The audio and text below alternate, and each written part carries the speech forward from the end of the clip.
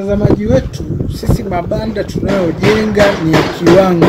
Kama unavyoona hapa, hii rafu floor imenyooka kabisa. Hakuna mabonde wala hakuna mawe juu, rafu imenyooka. Lakini pia ukiangalia nguzo zetu tulivyozipanga, zimepangwa vizuri. Ukiangalia paa, ingawaje banda ni kubwa la upana wa mita 12 na urefu mita 30, lakini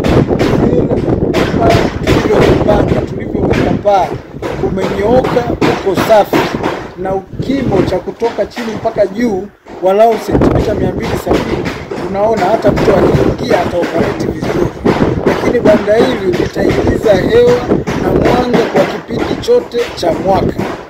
Basi na wewe ukihitaji kupata huduma hizi, kujengewa mabanda bora, kujengewa fence, kujengewa nyumba nzuri za site, basi usisite kututafuta sisi Mkulima Smart.